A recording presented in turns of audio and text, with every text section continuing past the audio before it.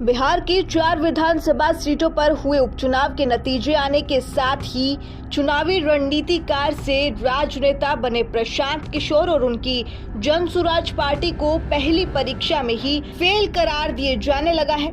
बिहार उपचुनाव में प्रशांत किशोर की जन स्वराज पार्टी खाता खोलने में ही नहीं बल्कि कोई असर छोड़ने में भी नाकाम रही।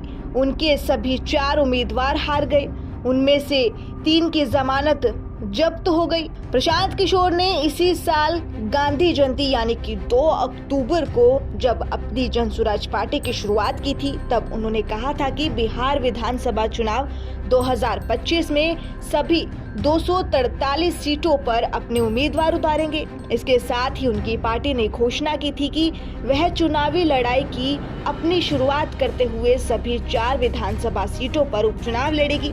हालांकि जन स्वराज पार्टी अपने पहले ही चुनाव में बड़े बड़े दावे करने के बावजूद कोई सीट जीत पाने में फेल हो गई है। बिहार उपचुनाव में अपनी पहली परीक्षा में ही नाकाम होने और जन स्वराज पार्टी की हार पर प्रतिक्रिया देते हुए प्रशांत किशोर ने कहा कि वे हार से निराश नहीं हैं। उन्होंने कहा कि वह अपने वोट शेयर को 40% तक बढ़ाने के लिए अपने प्रयास जारी रखेंगे। उन्होंने कहा कि हमारी पार्टी सिर्फ 1 महीने पुरानी है और हमें चुनाव से 10 दिन पहले ही चुनाव चिन्ह मिला है।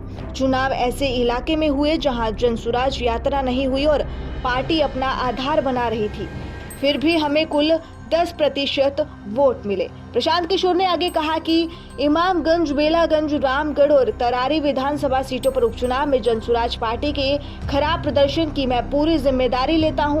वोट प्रतिशत उम्मीद से कम रहा, लेकिन मैं पीछे नहीं हटूंगा और इसे 40% तक बढ़ाने के लिए अपना प्रयास जारी रखूंगा, चाहे इसके लिए 1 साल लगे या 5 साल। यह सुनिश्चित करेंगे कि ऐसा जल्दी हो। 2 अक्टूबर 2022 से लगभग 2 वर्ष में पूरे बिहार में 5000 किलोमीटर से अधिक की पदयात्रा और लोगों से बातचीत कर चुके प्रशांत किशोर ने जन स्वराज पार्टी के कार्यकर्ताओं से निराश नहीं होने की अपील की। बिहार की 4 विधानसभा सीटों पर हुए उपचुनाव में प्रशांत किशोर के उम्मीदवार पूरी तरह हार गए।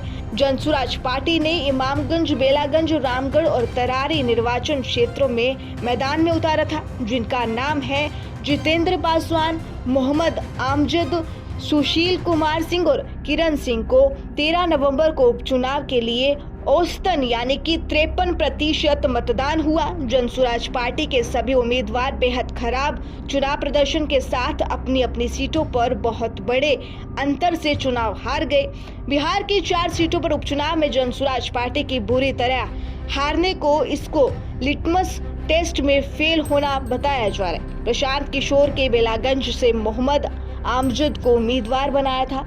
यह तीसरे स्थान पर रहे और उन्हें 17,285 वोट मिले। इस सीट से जेडीयू उम्मीदवार मनोरमा देवी ने 73,334 वोटों के साथ चुनाव जीता। इमामगंज में प्रशांत किशोर ने जितेंद्र पासवान को टिकट दिया था, वह तीसरे स्थान पर रहे, उन्हें 37,103 वोट मिले। इस सीट से केंद्रीय मंत्री जितिन राम मांझी की बहू दीपा मांझी चुनाव जीती और उन्हें 53,435 वोट मिले। रामगढ़ में जन स्वराज के सुशील कुमार सिंह मैदान में थे, लेकिन चौथे स्थान पर रहे, उन्हें 6,513 वोट मिले। भाजपा उम्मीदवार अशोक कुमार सिंह ने यह सीट जीती और उन्हें 62,257 वोट मिले। तरारी में प्रशांत किशोर ने किरण सिंह को मैदान में उतारा था, लेकिन 5,592 वोट पाकर तीसरे स्थान पर रही। पूर्व विधायक और नेता सुनील पांडे के बेटे भाजपा उम्मीदवार विशाल प्रशांत ने चुनाव जीता और उन्हें 78,564 वोट मिले।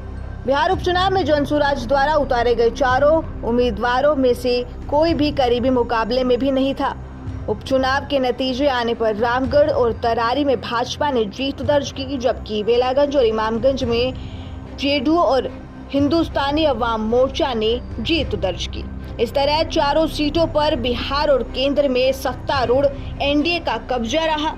इनमें से 3 सीटें तरारी, रामगढ़ और बेलागंज पहले विपक्षी भारतीय राष्ट्रीय विकास समावेशी गठबंधन यानी इंडिया के पास थी और इमामगंज सीट एनडीए के पास थी। फिलहाल आज की जानकारी में बस इतना ही। ऐसे ही तमाम बड़ी जानकारी पाने के लिए जुड़े रहिए केशव टाइम्स पर।